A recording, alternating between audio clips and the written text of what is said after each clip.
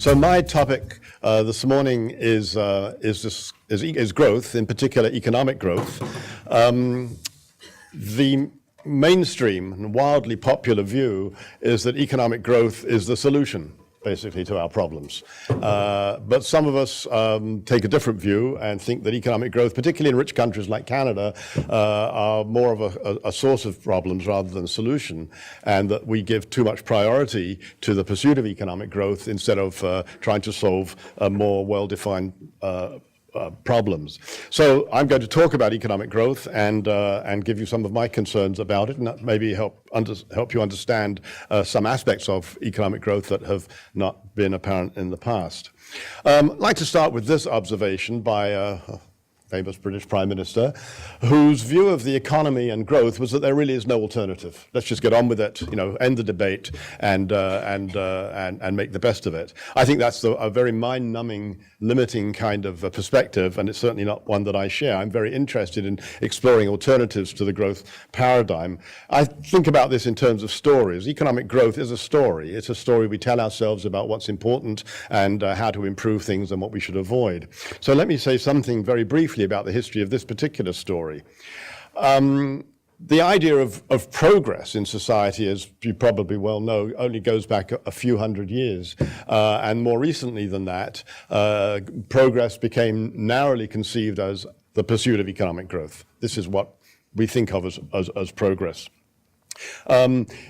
In terms of academic work, academic economists paid virtually no attention to economic growth, certainly not as a policy priority, until the 1950s. And if we look at the founding of the Organization for Economic Cooperation and Development in 1960, this is the sort of the club that all of the developed countries belong to. Their founding in 1960 gives us sort of a real marker for when these countries said, okay, economic growth is our number one priority. So if you look at their charter, the very first article is that the aims of the OECD should be to promote policies designed to achieve the highest sustainable economic growth and employment. Every year now, the OECD publishes a document with the same title, Going for Growth, in which they give advice to all the member countries on how to pursue this growth objective. And it makes sobering reading, particularly the last few years, because the remedies haven't really worked very well. But nonetheless, they keep trying. A very recent book that I want to draw your attention to, just come out this year by Robert Gordon, it's about 750 pages long, called The Rise and Fall of American Growth. Now, this is significant for a number of reasons. First of all, Robert Gordon is very much a mainstream economist, a very good economist. He's looked at the history of growth in the United States, and he's argued in this book, and a few papers leading up to it, that the high rate of growth that the US was accustomed to up until about 1970 hasn't just disappeared temporarily. He thinks it's gone for the rest of this century. He identifies a number of headwinds, as he calls them. There's the slowing down of the rate of growth in population. There's the declining gains from enhancing education. In fact, he thinks the quality of education in the US is in decline. The rise of inequality, which Lawrence already mentioned in his opening remarks. The indebtedness of many people in the United States, he thinks is going to really come home to roost because people are going to have to start paying back the debt, and he thinks that will constrain growth. The effects of globalization have really limited what can be done in the US, and particularly with the flow of capital abroad, so that growth can take place elsewhere, but not so much in the US. And finally, he's rather ambivalent on questions of energy and environment. In his earlier papers, and I say earlier, 2012, they were included as a headwind. In the book, they're more like a footnote. I think that's a mistake, but nonetheless, I think it's very significant that there's this now growing concern in the mainstream that economic growth is in decline. I've been looking at data for a long time, and it's actually a bit of a surprise that people are surprised at this. This is the rate of economic growth in Canada going from 1960 up until pretty much the present time. Each of those blue dots is the rate of growth in that particular year. And of course, there's lots of fluctuations, but there's that downward trend. Growth is becoming slower and slower. Now, I'm not making a forecast now, but it is tempting to project that into the future. and see no economic growth in this country in 2030. If we do it on a per capita basis, because population's rising as well, actually per capita GDP is falling faster than GDP itself. So we're into this era of low, maybe no growth that we need to come to terms with, and we haven't really started to do that yet. Now, backing up a little bit, there's a long history of economists of real significance questioning growth. John Stuart Mill wrote the standard book on political economy, as it was called, in the mid-19th century, and generations of economists were trained on this book. And in it, there's a chapter called The Stationary State. It's a brilliant chapter, and where he extols the virtues of ending growth. He's writing in about 1848, and bringing things to a more stable state that would be better for people. So I'm going to read you a quote from what he had to say about life. Now, this is not 2016, this is 1848. "I'm not charmed with the ideal of life held out by those who think that the normal state of human beings is that of struggling to get on, that the trampling, crushing, elbowing, and treading on each other's heels, which form the existing type of social life, are the most desirable lot of humankind, or anything but the disagreeable symptoms of one of the phases of industrial progress. The best state for human nature is that which, while no one is poor, no one desires to be richer, nor has any reason to fear being thrust back by the efforts of others to push themselves forward." So here you have a leading economist, mid-19th century, making observations which I think are even more relevant today. I've got two other economists I want to quote. Marx, of course, had a whole comprehensive critique of capitalism. One of the comments he made that has always struck a chord with me is what he had to say about nature. One doesn't think of Marx the environmentalist, but nonetheless we can learn from him. He said, talking about capitalism of the 19th century, "Nature becomes for the first time simply an object for mankind, purely a matter of utility. It ceases to be recognized as a power in its own right, and the theoretical knowledge of its independent laws appears only as a stratagem designed to subdue it to human requirements." I mean, that is so prescient, it seems to me, and that's what geoengineering is about, it's what GMOs are about. But again, it's not mainstream, but there's good material for us to build on. And finally, I want to mention perhaps the most influential economist of the 20th century, whose influence still is very much with us today, John Maynard Keynes, who's famous for the work he did on helping us solve the problem of unemployment in capitalism. But I'm not going to talk about that at all. I want to talk about a paper he wrote in 1930 called Economic Possibilities for Our Grandchildren, where he looked 100 years into the future and said, I think by then the economic problem may be solved or be at least in sight of solution within 100 years. What he meant by that was we would know how to produce enough. That wouldn't be a problem. We could then turn our minds to other things. But what I really want to emphasize is what he said about the state of play in the interim until we get to that time. Rather a long quote, but it really, I think, makes a point of great relevance to this conference. So he's talking about, in the meantime, before we have actually solved the economic problem, he says all kinds of social customs and economic practices affecting the distribution of wealth and the economic rewards and penalties, which we may now maintain at all costs, however distasteful and unjust they may be in themselves, because they are tremendously useful in promoting the accumulation of capital, we should be free at last to discard. In particular, the love of money as a possession, as distinguished from the love of money as a means to the enjoyments and realities of life, will be recognized for what it is, a somewhat disgusting morbidity, one of those semi-criminal, semi-pathological propensities which one hands over with a shudder to the specialists in mental disease. So have we solved the economic problem? Well, there's no simple answer to that, but we can certainly point to some evidence that Keynes was right, that 100 years or so into the future, we're not quite there with 100, we don't have a production problem. So here's some data on what's happened to living space in the United States. On average, each individual has more space at their disposal than ever before. But while that's been happening, look what else we've seen, a proliferation of off-site storage facilities. So even though we've all got more space on average, we don't have enough space to store all the stuff that we have. Clearly an indication that we're able to produce more than we really need.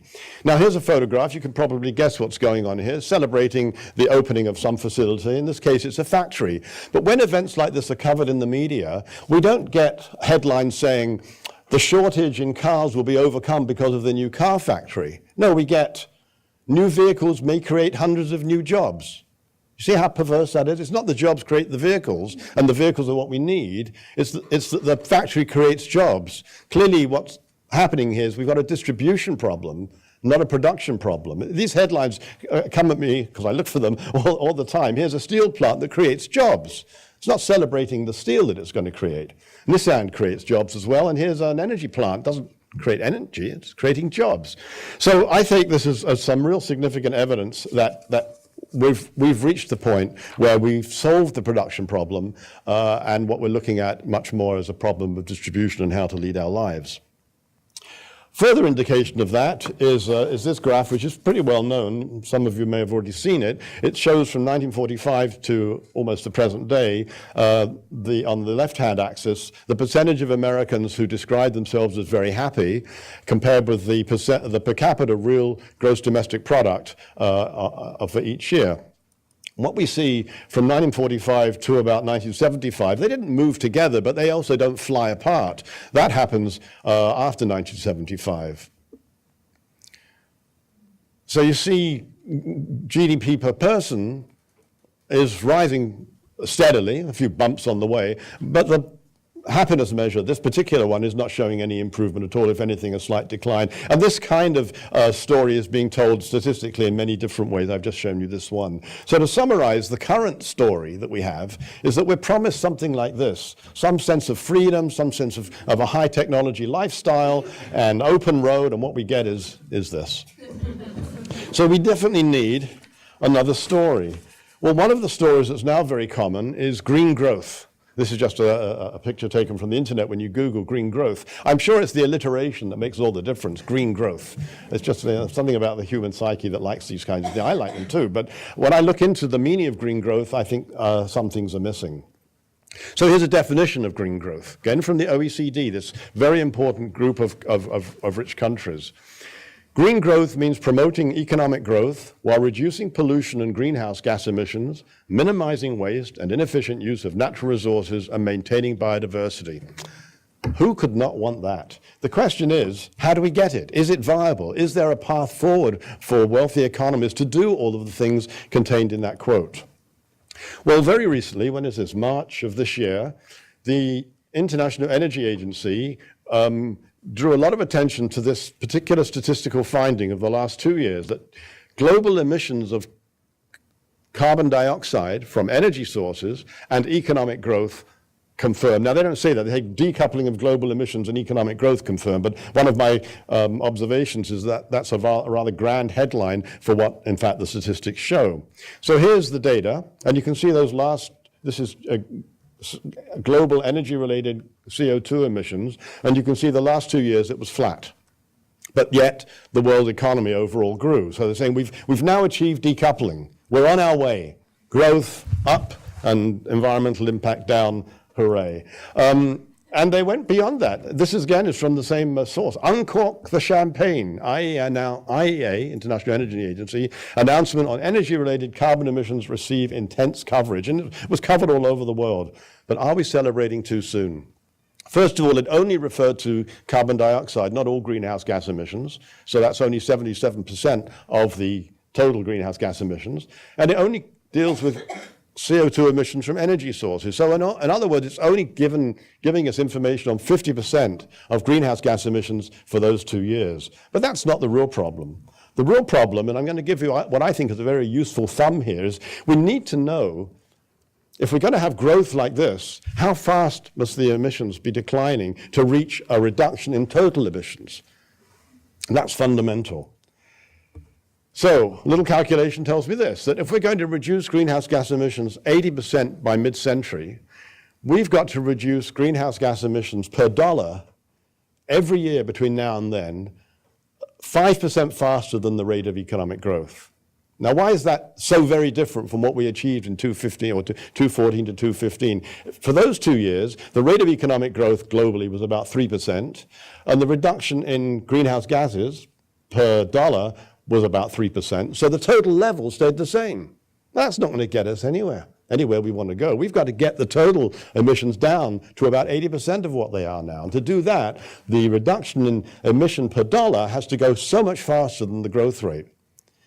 Well, what does that say? That says, well, if we didn't grow so fast, we wouldn't have to reduce the emissions so fast. And that's a very important insight that I think is hardly recognized. Last few comments on the climate change problem, and it's certainly not the only environmental problem, but it is our most pressing one and most well understood. When we look at greenhouse gas emissions on an annual basis, we sometimes lose sight of the fact that we're dealing with a problem not of flow, but of stock. It's the stock of greenhouse gases that accumulate in the atmosphere that cause the problem. So here's a very troubling slide, which my good friend Bill Rees sent and referred to it as the spiral of death. So I realize this is a downer. It's probably as down as my presentation will go. I try to end up on an upbeat moment later on, as you'll see. Okay, so what does this chart show? Instead of its normal linear graph showing temperature rising, it shows that for every month and for every year between 1850 to 2016, what the global temperature change was. And if the dots I'm going to show you, or the lines I show you, stay within that inner circle, it means, well, there's no temperature rise. And then as it expands out, because the climate is heating up, then you see that we have a problem. And you'll see not much happens in the 19th century, but wait till the second half and later years of the 21st century. Whoops. So you can see what's happening in those first few years. Now it's beginning to push out a little bit outside the zero increase in temperature. Now we're at 1950. And then you get this rapid movement towards 1.5 degree increase in global temperatures. We definitely need another story. I don't think green growth is the answer. It's quite useful for the short term, but it's not going to get us there in the long term. Okay, so what has economics got to say about this? Well, listening to Lawrence's introduction, I was reminded of a comment that I heard Hazel Henderson say many years ago when she described economics as a form of brain damage. I don't know why that came to me in this context, but it did. I started studying economics at the age of 15, so I clearly am a really bad case. But I still love the subject. I just think we have to broaden its horizon somewhat. So when you start studying economics, this is the kind of picture you're shown to represent an economy, with goods and services flowing between firms and households. Households pay the money back to the firms, and the households are the ultimate owners of the land, labor, and capital that firms assemble in order to make the products which they sell. So we talk about the economic cycle. Now, if this is your fundamental view of what an economy is, there's nothing to prevent it going faster and faster and bigger and bigger without limit. But when you locate the economy in the biosphere, and you recognize it's a subsystem of the planet, then you add in a number of crucial factors which here are omitted. So here I'm showing you the raw materials that are required to support the economic cycle. And there's this continual inflow of materials from mines, from forests, from fisheries, from all over to support economic activity and economic growth. Fundamental laws of physics, though, tell us that all of that material and energy that we use has to be disposed of. It doesn't go away, except gets pushed back into the biosphere. And so now we've begun to overload the capacity, the sinks in the biosphere, to cope with our wastes. That then in turn has an effect on the biophysical cycles that drive the planet, and all this is taking place on planet Earth. So as an ecological economist, this is the worldview that I have, that the economy, that economic cycle in the middle, is embedded in the biosphere, and that we better understand all of these flows as best we can and how they're interrelated if we're going to grapple with the problem of bringing our economic activity and our societal life into some sort of balance with the biosphere. So taking that as our worldview, let's look at the extent to which we've extracted materials from the globe to support our economies since 1900. So for the first 50 years, first half of the 20th century, we approximately doubled our annual intake of the main categories of materials into the world's economies. Then look what happens in the second half of the 20th century into the 21st century. This is an illustration of what Lawrence was saying, of the Anthropocene, this acceleration of human activity, which is taking a greater toll on the biosphere. It's not surprising, therefore, that now, as of 2009, when this particular article in Nature was published, we talk about planetary boundaries, the idea that surely there's some limit to what the planet can accommodate without it feeding back and making life for humans unbearable. And so they came up with this idea of safe operating space for humanity, indicated by that green circle, and said that with respect to climate change, the nitrogen cycle and biodiversity loss were already well beyond that safe capacity. I know my good friend Peter Brown is going to say probably some negative things about this particular construct. I'm just going to leave it with you because I do think there's a very important message here. The more materials and energy we use, the greater the impact we're going to have on the system in which we're living. Perhaps to highlight that is this another downer, I'm afraid. This graph shows the weight of humans. Each square represents 1 million tons of humans. So that's our population. But to support humans, as you know, we use a lot of animals, our pets and our livestock. When we add those in, you see that the weight of animals that we depend upon primarily for food and for entertainment, for companionship, is even greater than ourselves. There's one category of land animals that I've missed out. What's missing? Chickens are in there. Not animals that we eat. Wildlife. Where's wildlife? Okay, let's see where wildlife is. All right, that's what's left. Okay, that'll make us all feel terribly guilty. So Lawrence already showed the same graphs that I have. They're so compelling, so that the general rapid rate of increase in population and in our economic output, especially since 1950, and they're just two of many such increases. What he didn't show, though, was that at least I didn't show it quite the same way, when you match that against the changing measures of what's going on in the ecosystems, you see the same sort of parallel, this rapid increase in cause and effect. So a few years ago, I decided to address the following question, because I thought growth had to be tackled head on. I said, can we have full employment, no poverty, fiscal balance, which means the government doesn't run a significant deficit, reduced greenhouse gas emissions without relying on economic growth? The idea was not to say, therefore, we should have no growth. It was to say we shouldn't worry about economic growth. It's not the solution, but it is a problem, and we need to sort of put it on the sidelines. So my model generates a business as usual scenario starting in 2005 up until 2035.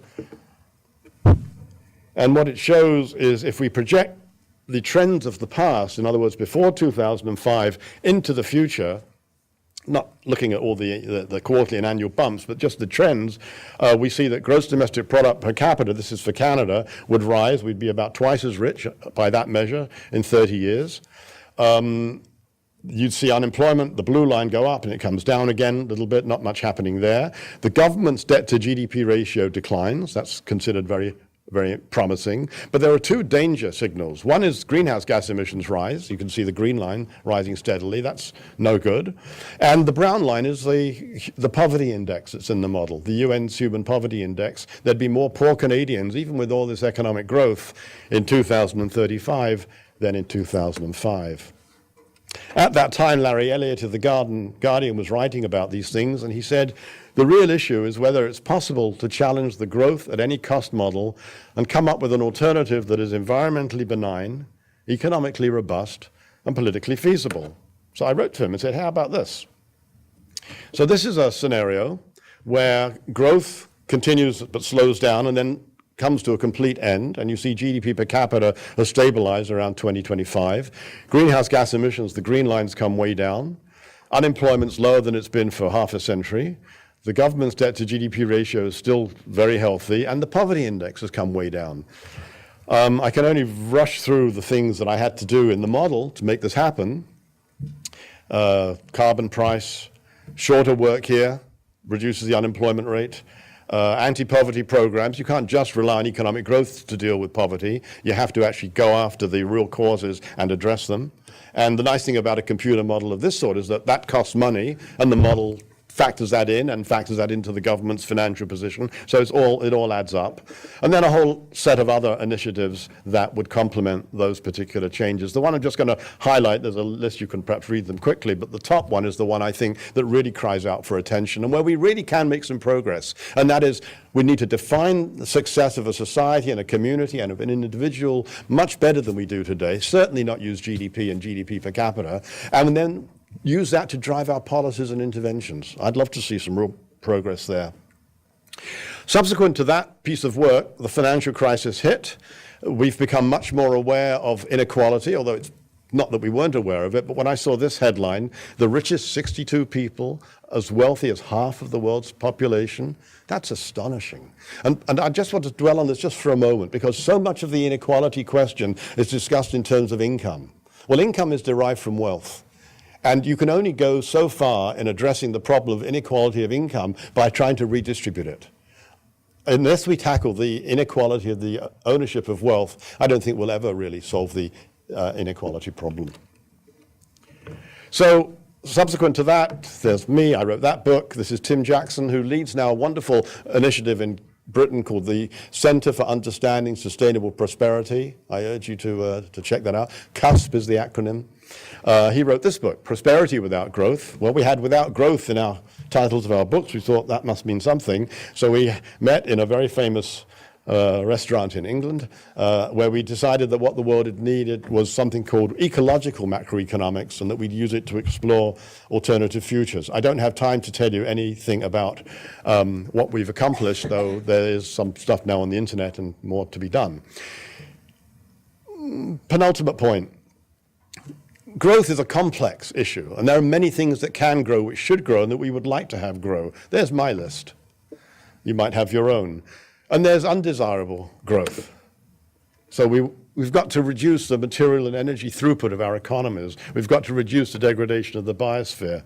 I think we have to stabilize the human population and possibly move towards reduction, and so on. So I think that a more sophisticated, a more if I had more time, could go into this in more detail so that we could talk in more specific terms about what we want to grow and what we don't, and what that means for the future of our economic and social systems. So I'll just leave you with this picture of the components of a sustainable economy as we analyze it. We are talking about different kinds of enterprises, not just those run for the purpose of maximizing profit. The different kinds of enterprises generate different kinds of employment, not just different amounts of employment. Investment's fundamentally important to moving to some kind of sustainable economy, because investment's what connects the present to the future. If we invest in roads, you get one kind of transportation. If you invest in train tracks, you get another kind, just for example. How do you finance a different investment package? That's a fundamentally important problem, and governance affects all of those. So our framework addresses all of these aspects. So I think we've reached the point, if we hadn't already reached it in the past, we're there now, where we've got to make some very significant decisions about the direction in which our society and our economy goes. We can continue down the pursuit of economic growth route, or we can strive for something which is called sustainable prosperity. The only thing that's really wrong with this picture, though, is that the kind of people who are going to be making these choices are not guys who look like that. I've been showing this slide for quite a few years, and I've come to realize I look more and more like that with every time I show the slide. But, you know, I'm so happy there's a lot of much younger people in the audience. The challenge is laid down to you. Somehow you've got to grapple with these choices.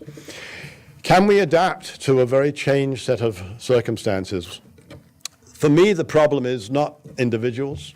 Many experts here can tell me more about that, but it's our institutions. Our institutions are very slow to adapt. They're very conservative by nature, and that is very troubling. If we don't adapt, the future to me looks very bleak. We're heading into some very, very bad weather, but I'm still optimistic enough to think that we've got some time, we've got some knowledge, we know a lot more than we did before, and that if we put all that together, there's a much brighter future out there for us. So thank you very much for your attention.